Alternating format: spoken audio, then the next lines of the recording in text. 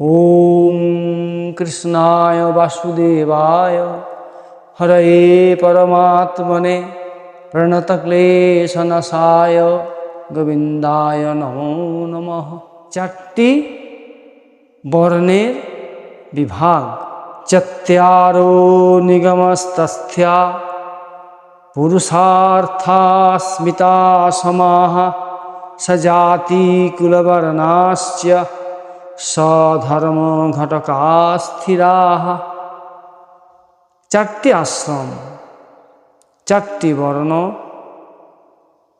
চারটি আশ্রম: ব্রহ্মচর্য, গারস্থ, বানপ্রস্থ, সন্ন্যাস। চারটি বর্ণ: ব্রাহ্মণ, ক্ষত্রিয়, বৈশ্য, শূদ্র।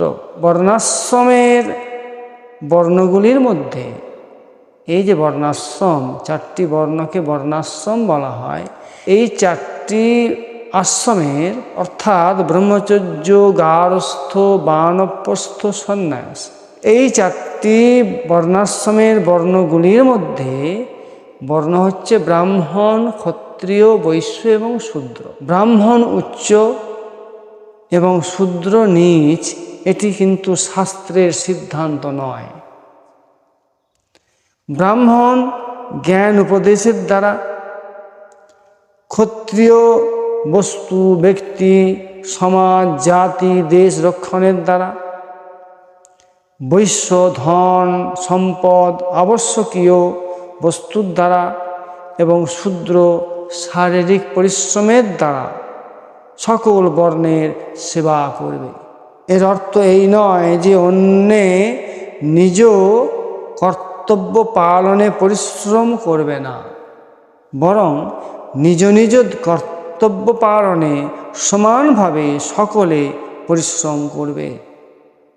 যার কাছে যে প্রকারের শক্তি, বিদ্যা ইত্যাদি আছে, তার দ্বারাই এই চার বর্ণের মানব চার বর্ণেরই সেবা করবে, অপরের কার্যে সাহায্যকারী হবে, কিন্তু চার বর্ণের সেবার মধ্যে কোনো ভেদাভেদ রাখবে না।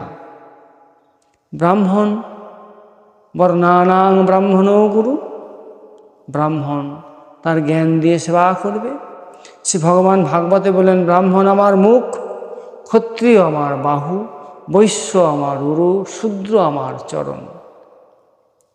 তা ব্রাহ্মণ তা যজন, যাজন, অধ্যায়ন, অধ্যাপনা, দান এবং প্রতিগ্রহ যে সমাজের সেবা করবে। তাই ব্রাহ্মণকে বলা হয়েছে বর্ণানাং ব্রাহ্মণো গুরু, সমস্ত বর্ণের ব্রাহ্মণ হচ্ছে গুরু। ক্ষত্রিয় কাকে বলে? যে বস্তু, ব্যক্তি, সমাজ, জাতিকে ক্ষত থেকে বাঁচায়, অর্থাৎ ক্ষতি থেকে বাঁচায়, তাকে বলা হয় ক্ষত্রিয়। ক্ষত্রিয় এই বস্তু, ব্যক্তি, সমাজ, জাতি, দেশ রক্ষা করবে। বৈশ্য তা ধন সম্পদ দিয়ে জাতিকে সমৃদ্ধ করবে। শূদ্র তার সেবা দিয়ে জাতিকে সমৃদ্ধ করবে। মানবের কেবল জগৎ সংসার থেকে নেওয়া শরীর ইত্যাদি বস্তু পদার্থগুলি সদ্ব্যবহার করার অধিকার আছে, নিজের বলে মনে করার কোনো অধিকার নেই। জগৎ সংসারে থেকে বস্তুগুলি শ্রী ভগবানের বলে মেনে নিয়ে তারই সেবায় নিয়োগ করলেই পরম শান্তি অনুভব হবে। নিজের জন্য কোনো কিছু আশা করা, কোনো বস্তুকে নিজের বলে মনে করা এবং শ্রী ভগবানকে নিজের বলে মনে না করা শ্রী ভগবৎ প্রাপ্তির পথে এই তিনটি প্রধান বাধা। যদি জগৎ সংসারের কোনো বস্তু প্রাপ্ত হবার থাকে, তাহলে আকাঙ্ক্ষা না করলেও প্রাপ্তি হবে, আর যদি না পাওয়ার হয় তো আকাঙ্ক্ষা করলেও তা পাওয়া যাবে না। সুতরাং পার্থিব বস্তু পাওয়া বা না পাওয়া ইচ্ছাধীন নয়, বরং তা অন্য কোনো বিধানের অধীন। যে বস্তু আমাদের ইচ্ছাধীন নয় তা পাওয়ার ইচ্ছা ত্যাগ করার কষ্ট কিসের? পার্থিব বস্তু লাভের ইচ্ছা যদি পূর্ণ হতো তবে সেটি পূর্ণ করার জন্য চেষ্টা করা যেত, এবং যদি বাঁচবার আকাঙ্ক্ষা পূর্ণ হতো তাহলে মৃত্যু থেকে বাঁচবার চেষ্টা করা যেত। কিন্তু ইচ্ছানুসারে বস্তু সামগ্রী পাওয়া যায় না, বা মৃত্যুর হাত থেকেও রক্ষা পাওয়া যায় না। বস্তু সামগ্রীর আকাঙ্ক্ষা না থাকলেও জীবন আনন্দময় হয়ে ওঠে, আর যদি বাঁচার ইচ্ছা না থাকে তাহলে মৃত্যুও আনন্দময় হয়ে ওঠে। জীবন তখনই কষ্টদায়ক হয় যখন পার্থিব বস্তু সামগ্রীর উচ্চাকাঙ্ক্ষা থাকে, আর মৃত্যুও তখনই কষ্টদায়ক হয় যখন বাঁচার আকাঙ্ক্ষা বলবতী হয়। তাই যিনি বস্তু সামগ্রী এবং বাঁচার আকাঙ্ক্ষা সর্বতোভাবে জয় করেছেন, অর্থাৎ ত্যাগ করেছেন, একমাত্র সেই বিবেকবান মানব জীবিত অবস্থাতেই জীব মুক্ত হয়ে যান। বস্তু, ব্যক্তি এবং ক্রিয়ার সম্পর্কে যে সুখ তা দুঃখের কারণ হয়। সুখ ভোগকারী ব্যক্তিকে প্রাকৃতিক নিয়মানুসারে দুঃখ ভোগ করতেই হয়। সুখের আশা, কামনা এবং ভোগ থেকে প্রকৃত সুখ পাওয়া যায় না, বরং দুঃখই মেলে। ভোগের সংযোগ অনিত্য এবং বিয়োগই নিত্য। মানব সেই অনিত্যকে গুরুত্ব দিয়েই দুঃখ পায়।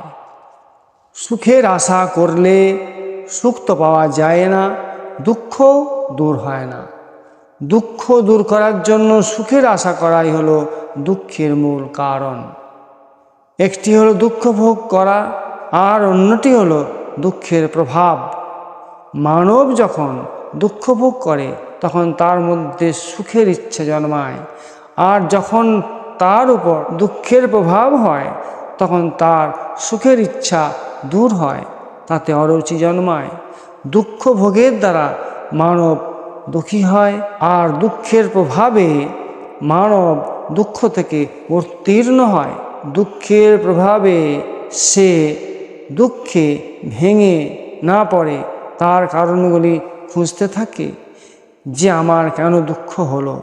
এইভাবে চিন্তা করলে সে বুঝতে পারে যে সুখাসক্তি ব্যতীত দুঃখের আর কোনো কারণ নাই, ছিল না এবং হবেও না, হতে পারে না।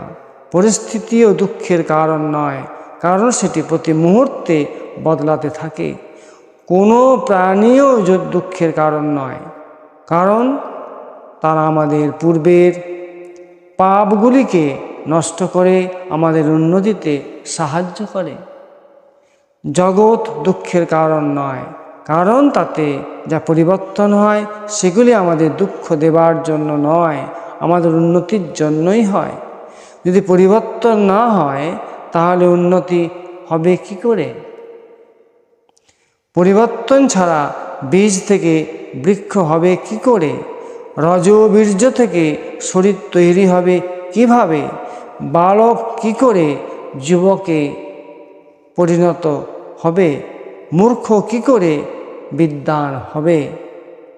রোগী কিভাবে নিরোগ হবে? জগতে পরিবর্তনই সার। পরিবর্তন ব্যতীত জগৎ সংসার এক অচল স্থির চিত্তের ন্যায় হতো।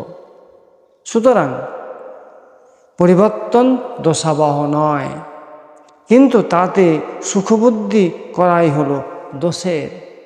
শ্রী ভগবান দুঃখের কারণ নন, কেননা তিনি শান্তিময়, করুণাময়, দয়াময়, আনন্দময়, প্রেমময়। তার কাছে কোনো দুঃখই নেই, আছে শুধু আনন্দ। আনন্দ, তাই আনন্দময়ং ব্রহ্ম। আনন্দো ব্রহ্মেতি ব্যজানাৎ, আনন্দাদ ভবো খিল্লিমানি ভূতানি জায়ন্তে, আনন্দেন জাতানি জীবন্তি। আনন্দই ব্রহ্ম। এই আনন্দ হতেই সকলের জন্ম হয়েছে। এই আনন্দ নিয়ে সকলের বেঁচে থাকা এবং শেষে এই আনন্দময়ের সঙ্গেই চিরমিলনে মিশে যাওয়া। জয় শ্রীকৃষ্ণ।